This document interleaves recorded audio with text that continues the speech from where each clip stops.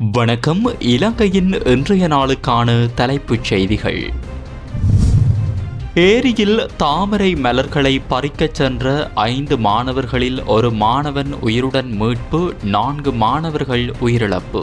இலங்கையில் நடந்த சோகச் சம்பவம். எல் நினோ தாக்கத்தை எதிர்கொள்ள தயாராகுங்கள், ஜனாதிபதியின் அதிரடி உத்தரவு. சிறையில் அடைக்கப்பட்டிருந்த கைதி திடீரென உயிரிழப்பு, சிறுநீர் மாதிரி பரிசோதனையில் வெளிவந்த அதிர்ச்சி தகவல். நாட்டிலுள்ள அனைத்து விவசாயிகளுக்கும் அரசாங்கம் வெளியிட்ட நற்செய்தி. வாகன சாரதிகள் அனைவருக்கும் காவல்துறை வெளியிட்ட முக்கிய அறிவிப்பு, பல வாகனங்களுக்கு எதிராக எடுக்கப்பட போகும் சட்ட நடவடிக்கை. இலங்கை அரசு முன்னெடுக்கும் பொருளாதார முன்னேற்றத்திற்கு IMF பாராட்டு. டெங்கு நோயாளர்களின் எண்ணிக்கை 54,000 தாண்டியது, ஆபத்தான பகுதிகளாக பல பகுதிகள் அடையாளம், இறப்பு எண்ணிக்கைகளும் அதிகரிப்பு. எமது செய்தித்தளத்திற்கு நீங்கள் புதியவர் என்றால் இப்போதே எமது செய்தித்தளத்தை சப்ஸ்கிரைப் செய்து தொடர்ந்தும் இணைந்திருங்கள். இனி தொடர்பான விரிவான செய்திகள். ஏரியில் தாமரை மலர்களை பறிக்கச் சென்ற பாடசாலை மாணவர்கள் உயிரிழந்துள்ள சம்பவம் பெரும் சோகத்தினை ஏற்படுத்தியுள்ளது. குறித்த இந்த சம்பவத்தில் 4 பாடசாலை மாணவர்கள் உயிரிழந்துள்ளதாக தெரிவிக்கப்படுகிறது. வனாத்து விலுவ பகுதியிலுள்ள மங்களபுர ஏரியிலேயே இந்த துயர சம்பவம் இடம்பெற்றுள்ளது. குறித்த சம்பவம் தொடர்பில் மேலும் தெரிய வருகையில், நேற்றைய தினம் பாடசாலை மாணவர்கள் 5 பேர் தாமரை மலர்களை பறிப்பதற்காக தோணியில் சென்று கொண்டிருந்த போது தோணி தலைகீழாக கவிழ்ந்ததில் அவர்கள் நீரில் மூழ்கியதாக போலீசார் தெரிவித்துள்ளனர். அவர்களில் ஒரு மாணவர் மீட்கப்பட்டதுடன் நீரில் மூழ்கிய ஏனைய மாணவர்கள் அனைவரும் வனாத்த வில்லுவ வைத்தியசாலையில் அனுமதிக்கப்பட்டனர். அவர்களில் மிக மோசமான நிலையில் இருந்த 4 மாணவர்கள் புத்தளம் வைத்தியசாலைக்கு மாற்றப்பட்ட போதிலும் அவர்கள் அங்கு உயிரிழந்துள்ளதாக காவல்துறையினர் மேலும் தெரிவித்துள்ளனர். பண்டார் நாயக்கபுர மற்றும் மங்களபுர ஆகிய பகுதிகளை சேர்ந்த குறித்த மாணவர்கள் அப்பகுதியில் உள்ள பாடசாலை ஒன்றில் 11ஆம் தரத்தில் கல்வி கற்பதாக தெரிவிக்கப்படுகிறது. இந்த சம்பவம் குறித்து வனாத்து வில்லுவ போலீசார் மேலதிக விசாரணைகளை மேற்கொண்டு வருகின்றமை குறிப்பிடத்தக்கது. எதிர்காலத்தில் எல் நினோ காலநிலையினால் ஏற்படக்கூடிய தாக்கங்கள் குறித்து கவனம் செலுத்தி தற்போதுள்ள தரவுகளின் அடிப்படையிலான முன்னறிவிப்புகள் தொடர்பாக ஜனாதிபதி அனுரகுமார திசாநாயக்க அதிகாரிகளிடம் கேட்டறிந்துள்ளார். நேற்றைய தினம் தேசிய பேரிடர் முகாமைத்துவ சபை ஜனாதிபதியின் தலைமையில் ஜனாதிபதி செயலகத்தில் கூடிய போதே இது குறித்து கலந்துரையாடப்பட்டதாக தெரிவிக்கப்படுகிறது.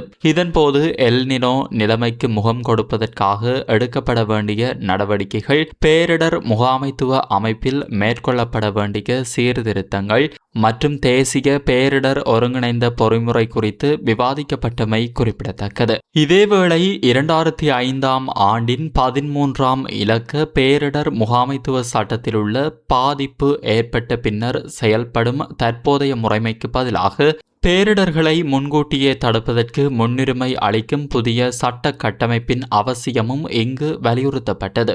பேரிடர் சேவை மையங்களை ஒன்றிணைத்து சேவைகளை மிகவும் திறம்பட மாற்றுவதற்கான முன்மொழிவு ஒன்றும் கலந்துரையாடலுக்கு உட்படுத்தப்பட்டது. மண் சரிவு அபாயம் உள்ள பகுதிகளில் வாழும் மக்கள், குறிப்பாக நுவர்லியா மாவட்டத்தை சேர்ந்த குடும்பங்களை மீள குடியேற்றுவதற்காக 4 வருட காலப்பகுதிக்குள் செயல்படுத்தக்கூடிய திட்டமொன்றை தயாரிக்குமாறும் அறிவுறுத்தியுள்ளமை இங்கு சுட்டிக்காட்டத்தக்கது. ஹெரோயின் வைத்திருந்த குற்றச்சாட்டில் கைது செய்யப்பட்டு காலி சிறைச்சாலையில் தடுத்து வைக்கப்பட்டிருந்த கைதியொருவர் திடீரென சுகவீனமடைந்து உயிரிழந்த சம்பவம் தொடர்பில் கராப்பட்டிய போதனா மருத்துவமனையின் சட்ட மருத்துவ அதிகாரி உடனடி அறிவிப்பு ஒன்றை விடுத்துள்ளார். கடந்த 2025ஆம் ஆண்டு நவம்பர் மாதம் 22ஆம் தேதி காலி நீதவான் நீதிமன்றத்தின் உத்தரவின் பெயரில் குறித்த நபர் விளக்கமறியலில் வைக்கப்பட்டிருந்தார் என்பது குறிப்பிடத்தக்கது. காலி வித்யாலோக பிரதேசத்தை சேர்ந்த 51 வயதானவரே இவ்வாறு உயிரிழந்துள்ளதாக தெரிவிக்கப்படுகிறது. தொடர்ந்தும் மேற்கொள்ளப்பட்ட பிரேத பரிசோதனையில் அவரது உடலில் வெளிப்புற காயங்கள் எதுவும் இல்லை என்பது உறுதி செய்யப்பட்டது. எனினும் அவரது சிறுநீர் மாதிரிகளை பரிசோதித்ததில் அதில் போதைப்பொருள் கலந்திருப்பது கண்டறியப்பட்டுள்ளது. உயிரிழந்தவரின் இரத்த மாதிரிகளை மேலதிக பகுப்பாய்வுக்காக அரசாங்க ரசாயன பகுப்பாய்வாளருக்கு அனுப்பி வைக்குமாறு அறிவுறுத்திய மரண விசாரணை அதிகாரி இது தொடர்பான மேலதிக விசாரணைகளை மேற்கொண்டு வருகின்றமையும் குறிப்பிடத்தக்கது. இந்த ஆண்டின் சிறுபோக அறுவடை காலத்தில் விவசாயிகளிடமிருந்து நெல்லை கொள்வனவு செய்யும் உத்தரவாத விலைகளை அரசாங்கம் வெளியிட்டுள்ளது. குறித்த அறிவிப்பை வர்த்தக அமைச்சர் வசந்த சமரசிங்க வெளியிட்டுள்ளார். அந்த வகையில் இந்த உத்தரவாத விலை திட்டத்தின் கீழ் அரசாங்கம் நாட்டு நெல்லை 1 கிலோகிராம் 120 ரூபாய்க்கும், சம்பா நெல்லை 1 கிலோகிராம் 130 ரூபாய்க்கும் மற்றும் கீரி சம்பா நெல்லை 1 கிலோகிராம் 140 ரூபாவுக்கும் கொள்வனவு செய்ய தீர்மானிக்கப்பட்டுள்ளது. குறித்த இந்த திட்டத்தின் பிரதான நோக்கமாக சிறுபோக அறுவடையின் போது நெல் சந்தையில் ஸ்திரத்தன்மையை பேணப்படுவதையும் விவசாயிகளுக்கு நியாயமான விலையை உறுதி செய்வதையும் நோக்கமாக கொண்டுள்ளதாக அமைச்சர் வசந்த சமரசிங்க தெரிவித்துள்ளார். இதற்கிடையில் நுகர்வோருக்கு போதுமான அரிசி விநியோகத்தை உறுதி செய்வதற்கும் சந்தை தட்டுப்பாடுகளை தணிப்பதற்கும் தற்போதுள்ள அரிசி இருப்புகளை சந்தைக்கு விரைவாக விடுவிக்கும் ஒரு திட்டத்தையும் அரசாங்கம் தொடங்கியுள்ளதாக அமைச்சர் குறிப்பிட்டுள்ளார். சட்டவிரோதமாகவும் ஆபத்தான வகையிலும் மாற்றியமைக்கப்பட்ட வாகனங்களை கண்டறிந்து வீதிகளில் இருந்து அகற்றுவதற்கான விசேட சோதனை நடவடிக்கையை இலங்கை காவல்துறை நாடு முழுவதும் ஆரம்பித்துள்ளது. வீதி விபத்துக்களை குறைப்பதுடன் தொழில்நுட்ப குறைபாடுகள் கொண்ட வாகனங்களால் ஏற்படும் உயிரிழப்புகள் மற்றும் காயங்களை தடுப்பதே இந்த நடவடிக்கையின் பிரதான நோக்கமாகும். ஆரம்பத்தில் அதிவேக நெடுஞ்சாலைகளில் முன்னெடுக்கப்பட்ட இந்த சோதனைகள் தற்போது நாடு முழுவதும் விரிவுபடுத்தப்பட்டுள்ளதாக போக்குவரத்து கட்டுப்பாடு மற்றும் வீதி பாதுகாப்பு பிரிவின் பிரதி காவல்துறை மா அதிபர் WBJ சேனாதீர தெரிவித்துள்ளார். இந்த சோதனைகளில் வீதி பயன்பாட்டிற்கு தகுதியற்றதாக கண்டறியப்படும் வாகனங்கள் உடனடியாக தடுத்து நிறுத்தப்படுவதுடன் அவற்றுக்கு எதிராக நீதிமன்றத்தினூடாக சட்ட நடவடிக்கைகளும் மேற்கொள்ளப்படும் என காவல்துறை தெரிவித்துள்ளது. மோட்டார் வாகன பரிசோதகர்களின் ஒத்துழைப்புடன் நடைபெறும் இந்த நடவடிக்கையில் விதிமுறைகளுக்கு முரணாக மாற்றப்பட்ட பக்கவாட்டு கண்ணாடிகள், அதிக வெளிச்சம் ஏற்படுத்தும் விளக்குகள் பொருத்தப்பட்ட வாகனங்கள் உள்ளிட்ட மாற்றியமைக்கப்பட்ட வாகனங்கள் மீது விசேட கவனம் செலுத்தப்படுகிறது. மேலும் அதிகளவில் கரும்புகை வெளியிடும் வாகனங்கள் மற்றும் முறையாக பராமரிக்கப்படாத பாதுகாப்பற்ற வாகனங்களும் தீவிரமாக பரிசோதிக்கப்படும் என தெரிவிக்கப்பட்டுள்ளது. விதிமுறைகளை மீறும் வாகனங்களின் உரிமையாளர்களுக்கு அபராதம் விதிக்கப்படுவதுடன் அந்த வாகனங்கள் வீதிகளில் இயக்கப்படுவதற்கு தடை விதிக்கப்பட்டு நீதிமன்றத்தில் ஆஜர்படுத்தப்படலாம் என்றும் காவல்துறை எச்சரிக்கை விடுத்துள்ளது. பல வெளிப்புற சவால்கள் நிலவிய போதிலும் நாட்டின் பொருளாதார ஸ்திரத்தன்மையை பேணுவதிலும் சர்வதேச நாணய நிதியத்தின் விரிவாக்கப்பட்ட நிதி வசதி வேலை திட்டத்தின் கீழ் சீர்திருத்தங்களை முன்னெடுத்து செல்வதிலும் அரசாங்கம் காட்டியுள்ள அர்ப்பணிப்பை IMF விசேட பிரதிநிதிகள் குழு பாராட்டியுள்ளது.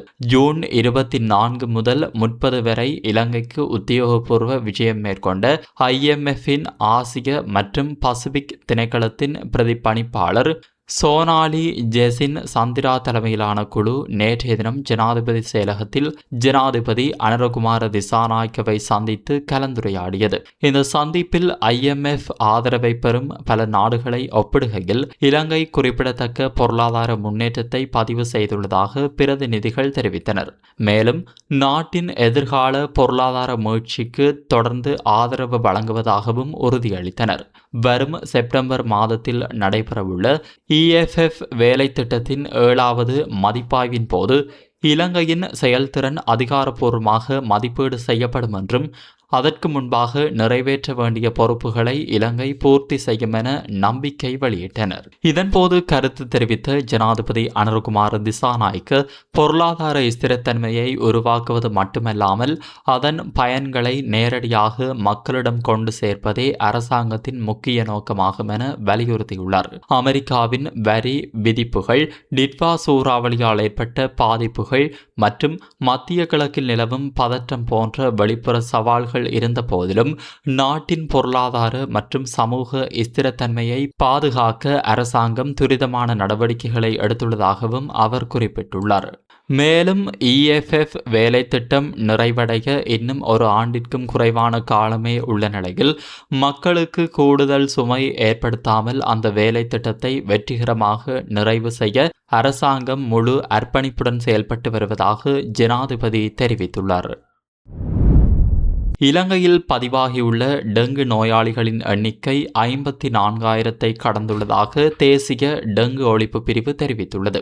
நாட்டில் இதுவரை பதிவாகியுள்ள டெங்கு நோயாளிகளின் எண்ணிக்கை 54,189 ஆகும் என தேசிய டெங்கு ஒழிப்பு பிரிவின் பதில் பணிப்பாளர் வைத்தியர் கபில கன்னங்கர தெரிவித்தார். அத்துடன் நாளொன்றுக்கு பதிவாகும் நோயாளிகளின் எண்ணிக்கை 950க்கும் 1000க்கும் இடைப்பட்டதாக காணப்படுவதாகவும் அவர் தெரிவித்துள்ளமை குறிப்பிடத்தக்கது.